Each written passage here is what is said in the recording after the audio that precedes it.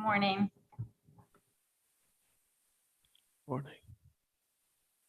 Morning. The July celebration was an excellent celebration, probably the best one we had. It was excellent. So good. We got such great feedback. Yeah, it was a great job. We should, I told Akeem that we should meet, do postmortem, so we can decide what we're gonna do next year early. Okay. That'd probably be the best thing we should do. But it was, it was really good. It was really good. Did a great job. It's phenomenal. Thank you. Thank you. So we're just waiting for, we have 2 more board members that we're waiting on joining. So they should be with us shortly. We just sent texts out to them.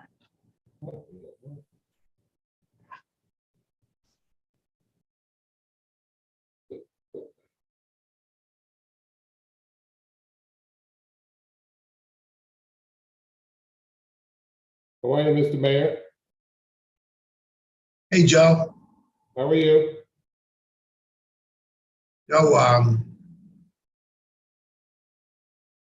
Ginsburg was very upset with me over your development.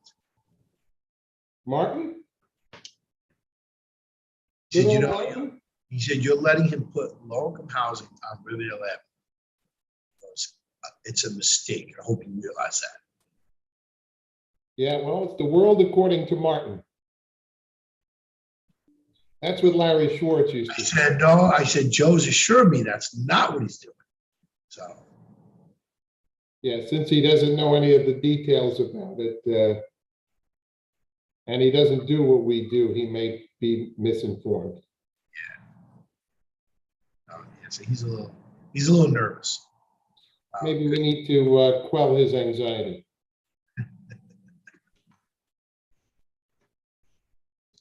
Okay, we just have Henry jumping on, but we do have a quorum, so we can start if you would like, Mayor. Okay, let's go. Okay, we have Mayor Mike Spano. Mayor Mike Spano is here. Marlon Anderson. Here. Melissa Nassarino. Here. Cecile Singer. Cecile Singer is on. Here. Thank you, Cecile. Henry Jambalai should join us any moment, and Roberto Espiritu. Actually, we have Henry Jambalai just joining us.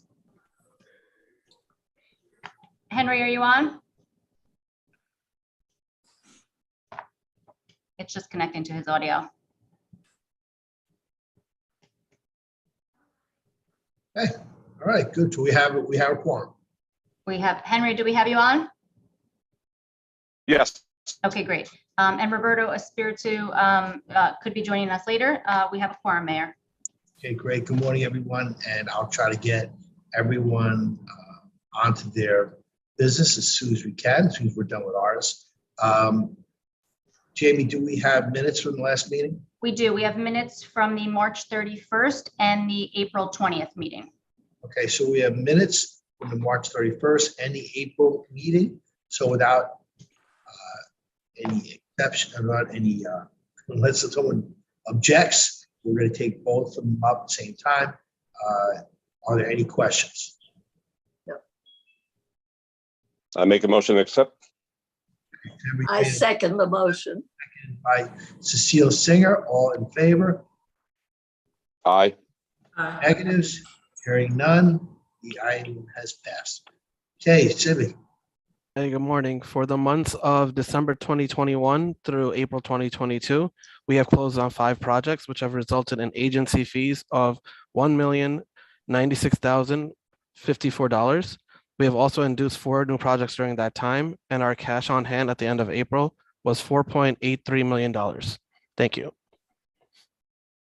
Thank you, Sibby. Are there any questions? Motion. Hearing no questions, Cecile has made a motion, seconded by I'll second it. Henry Jumbleye. All in favor? Aye. Any Aye. negatives?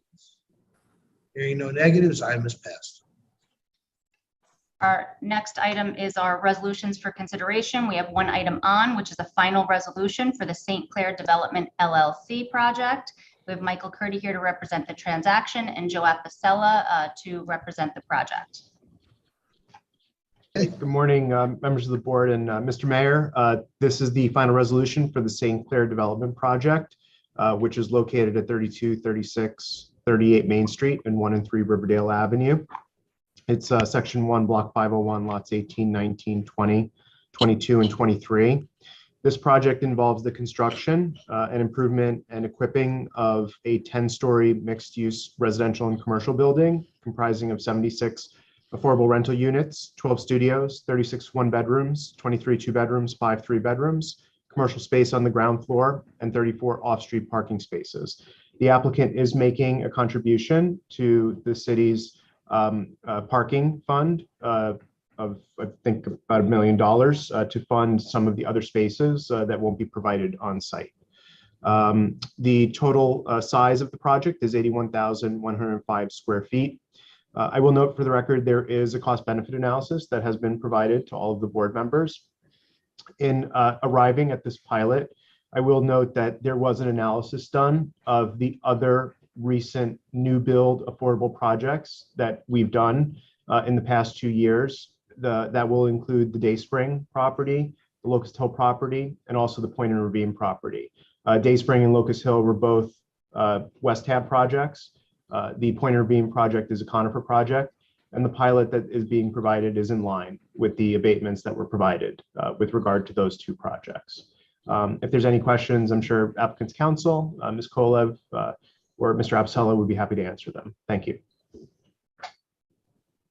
Go. You have anything to add?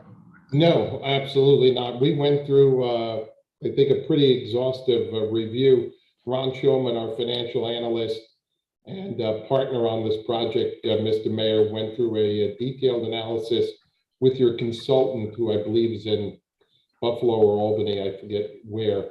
But this went on for about 2 weeks, and we believe we have satisfied her, and that's why we have an affirmative recommendation for the board. Right. Jamie, we did a report on this. We did, Mayor. The report was circulated with the board packets. We're now providing them to the board along with the packets. It does indicate that the project is in line with the HFA supported range of return on this project. There is a benefit cost ratio to the city of 2.36 benefit to the city for every dollar of benefit provided. So this did have a positive fiscal impact on the city. All right. Are there any questions for any members? All right, we have built a considerable number of affordable housing units. How does this fit in with the total plan for affordable housing? I don't think we have a plan for affordable housing. I mean, the city council is wrestling with updating the affordable housing ordinance for market rate, which, as you know, until now has required 10% of the units to be affordable. It looks like that might go to 13%. 27% of all IDA assisted units over the last 11 years have been affordable. And about 22% of all units in total built in the city, which would include those that don't get IDA assistance, have been affordable. So, you know, a little over 20% of all the new housing stock in the city has been affordable. You know, there are those who think that should be a higher number. There are those who think it's a perfectly acceptable number. But it's very hard to plan because it's very much up to the development community to approach us, you know, with projects. One of the things that we wrestled with here, and Joe Apicella mentioned it, is that we've gotten a little more particular in how we're analyzing affordable housing projects, because the developers do get a fee. In this case, it's the fee is shaking out at about 11% of the total project, which is about right. That's pretty much what HFA feels is appropriate. One of the reasons it took us a while to analyze this one is that it took us a while to wrap our heads around some of the numbers. At first, the developer fee looked awfully low, then it looked awfully high, and so our consultant finally got it right. It came in 11%, which is where it should be. I don't know if that answers your question, but you know, that's the picture of where we are. Well, that certainly gives us a picture of where we are. The total structure is numerical in this case. And certainly we've made good progress in changing the face of a lot of areas with affordable housing. So I think that that's something very important. The only other thing that I would ask is for in the big 5 cities, so in the 4 others that are second-class cities, whether their ratios are any different of what we're doing consonant with all the best development thinking. And I know that we've had, you know, a lot of changes in the city. And I find it very interesting when I drive down Ashburton Avenue to see what's happening there. And there are pockets in other areas. So so when you say 20% to 22%, that seems to me a very significant percentage of the housing. Yes, and also I'm always interested in the market rate ratio, because what we're trying to do is build the tax base as well in the city. And that's a very important function too. So somewhere there's a balance, and it seems to me that we've done very well with this. So I'm pleased to support the development. I want to point out one thing, because you mentioned Ashburton Avenue. You know, one of the goals has been not to have all the affordable housing in one area of the city and all the market rate in another, which is, you know, something that got Yonkers into trouble in previous generations. Yes. And I would note that this particular project, the St. Clair, is literally next to Sawyer Place, which is a market rate project. So this is a very desirable, or is becoming a very desirable location. And a couple of months ago, we were approached by a developer who wants to build 350 units off of Ashburton Avenue. And normally that would be an affordable location. This developer wants to build market rate. So you're seeing some market rate folks go into areas that were previously viewed as only suitable for affordable assisted housing. And you see the city encouraging affordable housing in some of the neighborhoods that, you know, previously you might have said, oh no, only market rate developers will go there.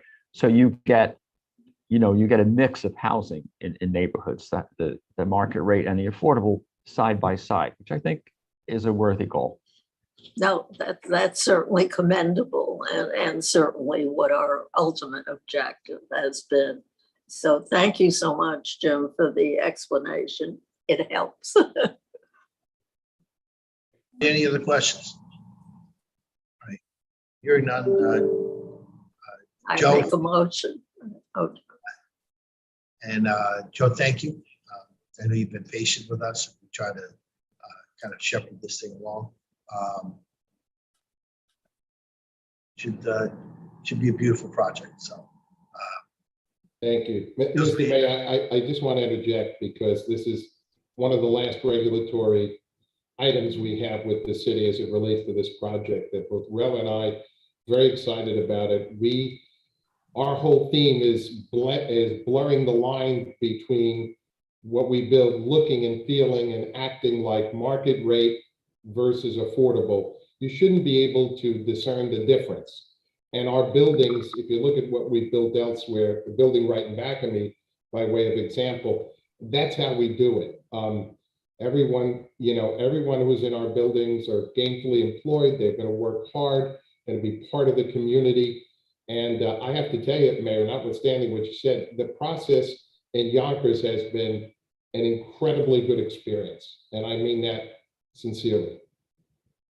thank you, Joe. Cecile's made a motion, seconded by Melissa. I'll second it. Seconded by Henry. All in Yes. favor? Any negatives? Aye. Okay, no negatives. The item is passed. Thank you very much. Thank you. The Congratulations. entire team. Jamie, anything else? We have no other resolutions, Mayor, although I know we do have a legal update. Yes, there's one legal update, Mayor, from the transaction side. So I'll borrow a little bit of Mr. Sykes' time, if you'll allow me.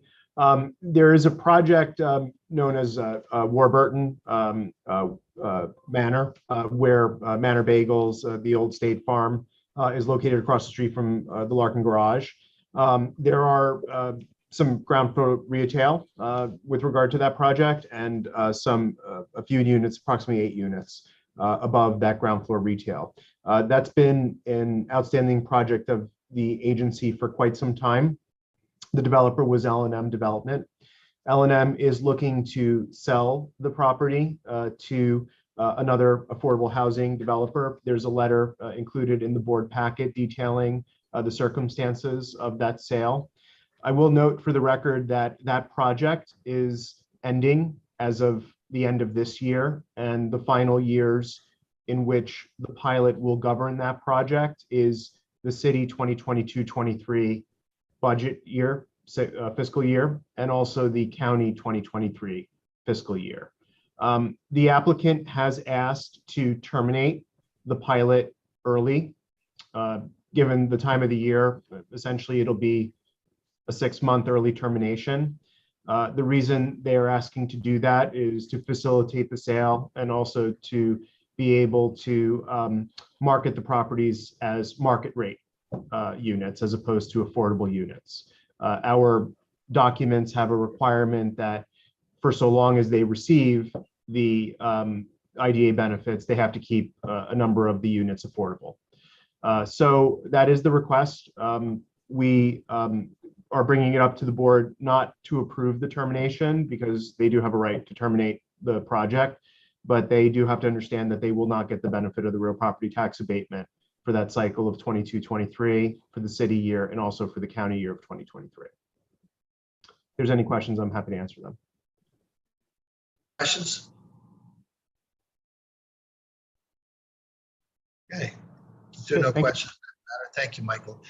Jamie, let me just ask you, Riverdale Avenue, we had an IDA sponsored project, Verizon, which would be the opposite side of the Apicella project. Okay, They went in the ground months ago and have stopped. There's been no activity there.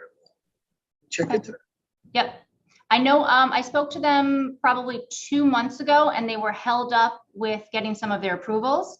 And then they said they were just getting their approvals through the building department and ready to proceed, but I'll get another update from them. Yeah, if you don't mind, because it's Sure. been a while. Yep, They're losing value. that's 911 Riverdale, next to Blue Door, right? Jimmy, got anything? Coward? No, that's it. All right. So somebody will make a motion, we adjourn? I'll make a motion. Okay, Henry has made a motion, seconded by Marlon. All in favor?